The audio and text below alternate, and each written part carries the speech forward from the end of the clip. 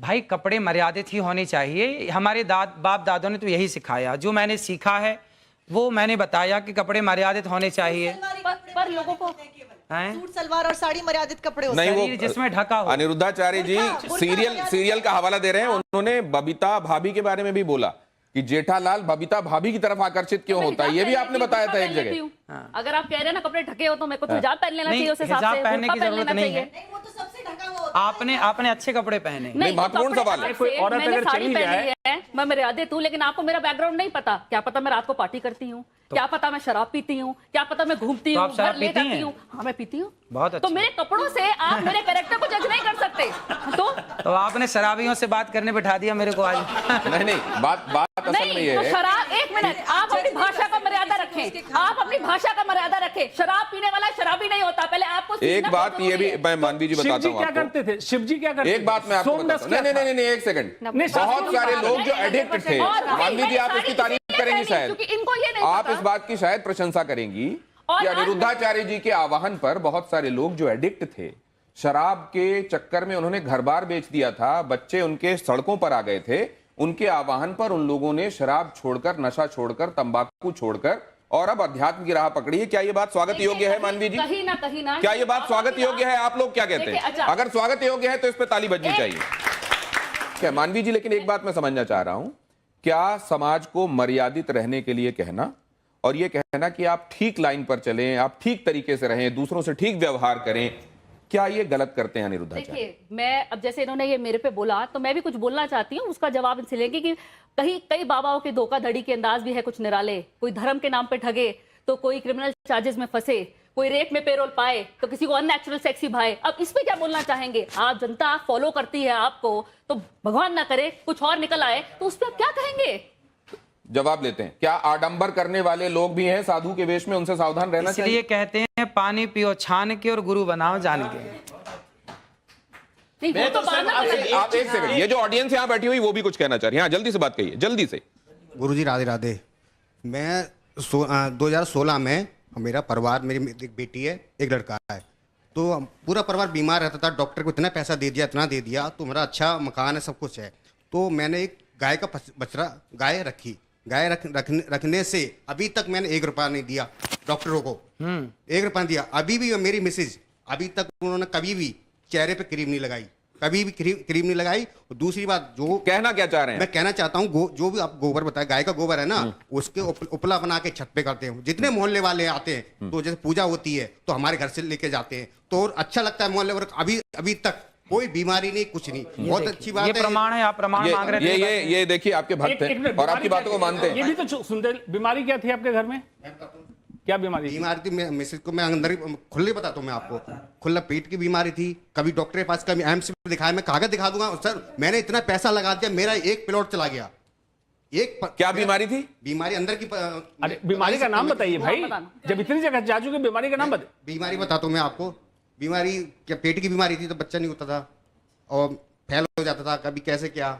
उसके बाद जब गाय रखी तो भगवान कृपा से बहुत कुछ अच्छा हुआ, बहुत अच्छा लगा। और सबको, पूरा मोहल्ला, मैं कहना चाहिए सबको, सबको एक गाय रखना चाहिए घर में। ये मैं एक बात लाइटर नोट पे आपसे जानना चाहता हूं कि जब कोई आपसे भाव विवल होकर ये कह देता है कि गुरुजी मेरे चरणों में आपका कोटि कोटि प्रणाम। हाँ, तो बिल्कुल हमारा तो सबके चरणों में प्रणाम है ही है। राधे राधे गुरुजी। मेरा सवाल आपसे ये है कि आप 5 पाप के बारे में बात करते हैं, उसमें से एक पाप ये है, जो इंसान मांस खाता है उसके हाथ से पानी नहीं पीना चाहिए, क्योंकि जो उसके हाथ से पानी पिएगा उसी की वाणी बोलेगा।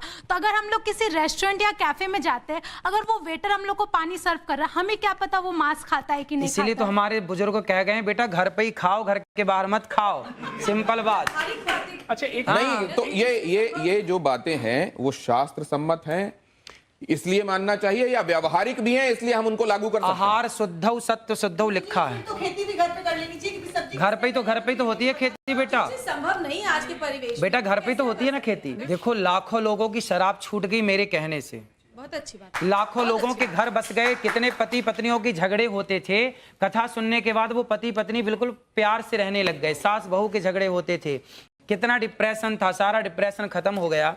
और आज आपको बताऊं कि गौरी गोपाल गुरुकुल में 150 बच्चे पढ़ते हैं। जो बच्चे असमर्थ हैं, माँ बाप जिनको पढ़ा नहीं सकते, जिस किसी की माँ नहीं है, किसी का पिता नहीं है, ऐसे 150 बच्चे वहाँ रहना, खाना, पढ़ना, लिखना सब फ्री है। बच्चियां भी हैं। एक बात 150 और मैं बच्चे पढ़ते हैं आपको वहाँ। देखता हूँ कि आप गायों के पैर दबा रहे होते हैं और वो बड़े स्नेह से आपको चाट रही होती हैं, वो भी दुलार रही होती हैं। आप मैंने देखा 400 वृद्धाओं गौ को, माता है, 285 वृद्ध माएं हैं जिनके बच्चों ये ने वृद्ध घर से माएं, निकाल इनके बारे रखा में बताएंगे किस किस सोशियो इकोनॉमिक अभी कैटेगरी से आपने आती एक बात कही थी, गौरी गोपाल गुरु आश्रम में एक वृद्ध माँ है जिनका बेटा अमेरिका में आंखों का बहुत बड़ा डॉक्टर है और वहां उसका हॉस्पिटल है।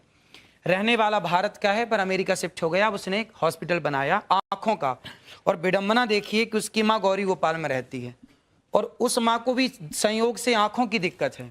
तो अभी मैंने उन माँ का इलाज कराया और अभी उन माँ की आंखें अब ठीक है, थोड़ा मोतियाबिंद हुआ था, कुछ दिक्कत हुई थी, अब ठीक है। आप कई बातों को गानों के माध्यम से लोगों तक पहुंचा देते हैं और कई बार ऐसे गाने जो लोगों के बीच में बड़े प्रचलित और पॉपुलर रहे हैं, वो फिल्मी भी रहे हैं, आप गुनगुना देते हैं। कुछ ऐसा इनके लिए जरा आप कर देंगे? बड़ी देर से आपकी राह सब देख रहे थे, आपको आने में थोड़ा सा टाइम भी लगा। कौन सा गाना सुना दे आप जो सुनाते हो और जिसमें कोई मैसेज हो। इतनी कृपा सांवरे बनाए रखना, इतनी कृपा सांवरे बनाए रखना, मरते दम तक सेवा में लगाए रखना, इतनी कृपा सांवरे बनाए रखना, मरते दम तक सेवा में लगाए रखना, इतनी कृपा। ये तो आपने सांवरे के लिए लिखा हुआ भजन, वो जो देशज में लिखा हुआ है वो सुनाया। कोई फिल्मी सुना दीजिए, आप फिल्मी भी सुनाते हैं बहुत। कसमें वादे प्यार वफा सब बातें हैं बातों का क्या, कसमें वादे प्यार वफा सब बातें हैं बातों का क्या। कोई किसी का नहीं है, झूठे नाते हैं, वहां नहीं गए आप? कोई किसी का नहीं ये झूठे नाते हैं नातों का क्या, कसमें वादे प्यार वफा सब बातें हैं बातों का क्या। नहीं, लेकिन आपकी कस्में लोगों की सेवा के लिए, आपके वादे लोगों के लिए, आप आगे भी सेवा करते रहेंगे, वफा उनसे, ये तो सब सच है, हम देख रहे हैं। जरा ये आप तख्ती दीजिए मुझे, यस और नो वाली। जिसकी लाठी उसकी भैंस। ये है, देखिए इसमें क्विक क्वेश्चंस में आपके पास दो ऑप्शंस होंगे, एक तो ये हाँ का ऑप्शन है और दूसरा नहीं का। आपको जो सही लगे वो उठा दीजिएगा। ये इसी में दोनों हैं। आप हिंदी वाला चाहे हिंदी वाला, अंग्रेजी वाला चाहे अंग्रेजी, आपको ये सुविधा है। अब पहला सवाल मैं आपसे कर रहा हूं, इसमें आपको जो सही लगे हाँ या ना वो उठा दीजिएगा। आप दोनों एक ही कर लें तो ज्यादा अच्छा रहेगा। ये जैसे आपका ये हाँ हो गया और इसको नहीं कर लीजिए। अब आपको जो उठाना है वो उठा दीजिएगा, ठीक है? ठीक। इससे आपको पता भी रहेगा कि ये कौन सा वाला है। अखिलेश यादव का कहना है कि मठाधीश और माफिया एक हैं। योगी आदित्यनाथ का कहना है कि बटेंगे तो कटेंगे। क्या ये सही है? बिल्कुल सही है। राहुल गांधी का कहना है कि भारत में कौशल की कमी नहीं है, बल्कि कौशल रखने वालों का यहां सम्मान नहीं होता।